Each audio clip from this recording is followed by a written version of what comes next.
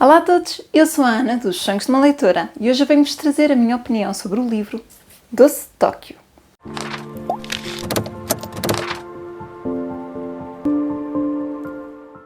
Doce de Tóquio é um livro de Juliana Sokegawa e está publicado cá em Portugal pela ASA. E eu mal vi este livro à venda, eu sabia que tinha que ler e que tinha que comprar. Eu adoro a literatura japonesa e esta história pareceu-me ser extremamente cativante. Então fui espreitar o trailer do filme, sim, porque existe um filme, vou deixar por aí a capa deste livro. Portanto, esta capa do livro é inspirada na capa do filme. E eu fui espreitar o trailer e pareceu-me tão delicioso, eu fiquei muito entusiasmada, sabia que tinha que comprar e ler este livro muito rapidamente. E foi isso que fiz. Então, este livro conta aqui a história do nosso protagonista, que é este senhor aqui, que se chama Sentaro. E o Sen trabalha numa loja a fazer dorayakis. Para quem não sabe o que são dorayakis, é um doce tradicional do Japão, que basicamente são duas panquecas muito básicas, recheadas com uma pasta de feijão doce. Para quem viu os desenhos animados do Doraemon, é o doce que o Doraemon estava sempre a comer e sempre a querer mais e sempre a pedir dorayakis. Cá em Portugal não existe muito este tipo de feijão. Este é um tipo de feijão específico para produzir doces, mas os japoneses usam muitas coisas com essa base e os dorayakis são feitos então recheados com essa pasta de feijão. Ele trabalha então numa loja de dorayakis e nós começamos logo a perceber que ele não trabalha com gosto, ele não está ali porque quer, há ali um motivo por trás por ele estar a trabalhar naquela loja. E no início da nossa história, um dia aparece-lhe à porta uma velhota, que é a senhora que está aqui também na imagem, e que vê ou aponta para o papel a dizer que se precisa de colaborador e pergunta se ela poderia candidatar-se. Ele fica imediatamente chocado porque ela é uma senhora de 70 e tal anos, velhota, com um aspecto um bocadinho estranho, com os dedos deformados, assim, uma senhora assim, com uma certa aura de mistério, e ele obviamente não lhe quer dar emprego. Pouco tempo depois, ela volta à loja e traz-lhe um tupperware com uma pasta de feijão, precisamente, uma pasta de feijão usada para rechear estes dorayakis. Ele no início não quer saber nada daquilo, não quer dar emprego à mulher, até pensa por aquilo ao lixo, mas depois vai provar, ao menos para descargo de consciência, e fica maravilhado, porque aquela é a melhor pasta de feijão que ele alguma vez provou. E, inclusivamente, ele na loja usa uma pasta comprada, portanto já pré-feita, porque a loja dá tão pouco rendimento que não lhe interessa estar a produzir assim nada de bom. Então ele no início fica um bocadinho hesitante, mas decide contratar então a senhora a part-time só há algum tempo para o ensinar a fazer a pasta de feijão e pensa que depois pode dispensá-la e ficar com o segredo da receita.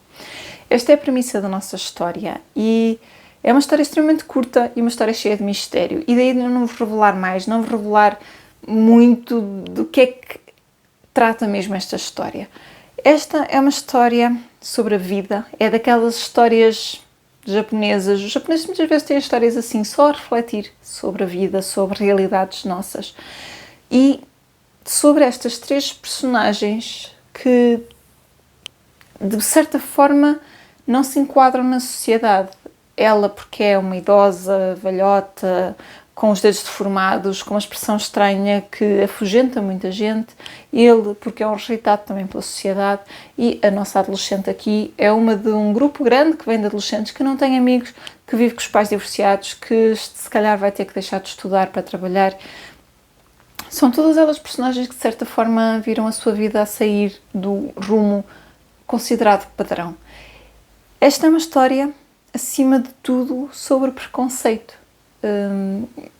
trabalhada de uma forma muito surpreendente. Eu não estava à espera de todo da temática central desta história, que não vos vou dizer qual é. Posso-vos dizer que anda à volta de uma doença, mas não vos vou dizer o que é. Acho que também não está na sinopse, de forma alguma, e eu fiquei completamente surpreendida porque não estava nada à espera, e eu acho que é assim que deve ser. É uma leitura muito curta e eu acho que deve mesmo surpreender-nos. O foco principal desta história, portanto já disse que tem essa doença por trás, mas o foco principal é o preconceito. A forma como tratamos aqueles que estão à margem, aqueles que não cumprem o padrão, a forma como lidamos com aquilo de que temos medo. E eu acho que esse é o ponto mais poderoso desta história. Lê-se no instante, tem capítulos super curtinhos no início e uma tipo letra assim bem legível.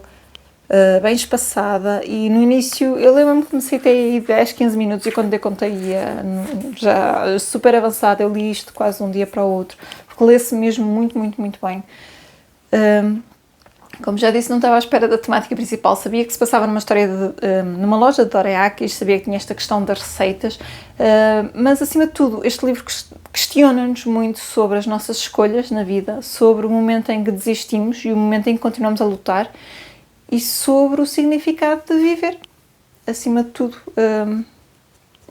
O que é que nós tiramos da vida? Porque é que nós vivemos de certa forma? Aqui fala-se muito de uma comparação. Nós temos aqui estas várias faixas etárias. Porque é que uma criança que morre pequenina nasceu? A vida dela teve significado na mesma. Não foi se calhar uma vida padrão, mas teve um significado. E aqui é muito explorado isso. Porque é que a minha vida pode ser completamente diferente do que eu esperava, completamente diferente do que a sociedade esperava, e mesmo assim ter um significado, mesmo assim ter valor, ter feito a sua marca. E isto, juntamente com esta questão do preconceito que nós temos para com as coisas que não conhecemos e as coisas que receamos e as coisas que fogem ao padrão, é de facto a mensagem central deste livro. Eu gostei muito da leitura, adorei a escrita, é um livro delicioso. Para mim só teve um ponto que, lá está, é um ponto pessoal. Para mim este livro precisava de um epílogo. E não precisava do epílogo no sentido de eu não saber o que é que vai acontecer. O livro é bastante claro, o final é bastante elucidativo da sua mensagem e do que é que irá acontecer às personagens, mas eu queria ver. Eu queria que o autor me tivesse dado mais um capítulo, mais um epílogo, só a dizer-me, a descrever-me, de facto, como é que as personagens lidaram com as coisas, de facto, o que é que elas fizeram, de facto, o que é que conseguiram fazer, tendo ultrapassado os seus bloqueios da vida ou não. É um gosto pessoal aqui, confesso. Eu sempre fui a menina que em criança, quando diziam que o príncipe e a princesa casaram e viveram felizes para sempre, eu dizia, não pode acabar aí, então e o resto? Então eles tiveram filhos, e onde é que foram morar? E eu sempre fui a gente pessoa que gostava de saber o para além do final da história, e aqui, em particular, eu acho que precisava de mais qualquer coisa no final para ser perfeito para mim. Mas adorei a leitura, é deliciosa, e é daquelas leituras... Eu comecei a ler e sentia que se este livro fosse uma casa, nós estaríamos a sentir o cheiro de doraeakis acabadinhos de fazer, que estaríamos a ouvir o vento a roçar nas cerejeiras em flor. É um livro que parece que nós estamos lá, parece que conseguimos sentir os aromas e ouvir o vento e ouvir as pessoas de fundo. E mesmo assim ser uma escrita tão simples e descomplicada. Eu gostei mesmo muito desta leitura e por mim podia continuar, podia ter outro inteiro, eu lia seguidinho porque eu estava mesmo consolada. É um livro doce, a roçar o agridoce, porque tem estas temáticas um bocadinho mais fortes, estas questões sobre a vida, que são sempre um bocadinho amargas, de certa forma. E eu senti que aqui é mesmo um livro delicioso, em todos os sentidos, bastante doce, mas também com um toque mais agridoce da nostalgia, da saudade e destas questões que são colocadas. Portanto, eu dei 4 estrelas e meia a este livro, lá está, faltou um bocadinho para mim para ser perfeito, mas eu gostei muito da leitura, muito boa, mesmo tendo este sentimento mais agridoce, eu acabei com um sorriso e eu recomendo muito se não leram, e se gostam de histórias passadas no Japão, se gostam de histórias a falar sobre a vida, se gostam de histórias que explorem os idosos, a questão dos preconceitos e todas estas questões que eu já falei, então é uma leitura que recomendo sem dúvida. E fica aqui a minha opinião sobre esta novidade, que ainda é bastante recente, do Doce de Tóquio. Digam-me mais se já leram este livro, se ficaram curiosos, se já ouviram falar, se já viram um filme. Estou a morrer, tenho que arranjar o filme para ver. Mal posso esperar para saber se é mesmo muito fiel ou não. O trailer parece, mas até que ponto é que será fiel? Estou muito curiosa. Deixem-me tudo aí na caixa de comentários. Não se esqueçam de deixarem um gosto neste vídeo, partilharem com todos os vossos amigos que adoram um bom livro japonês e não se esqueçam de subscrever o canal se ainda não tiverem feito. Recordo também que se quiserem comprar este livrinho, que eu tenho links de afiliados na descrição do vídeo, para vocês não têm qualquer custo utilizá-los, mas sempre que entram por lá e fazem as vossas compras por lá, estão a ajudar aqui o projeto a crescer e eu agradeço-vos muito mais uma vez. Eu vejo-vos a todos no próximo vídeo. Até lá, fiquem bem e boas leituras!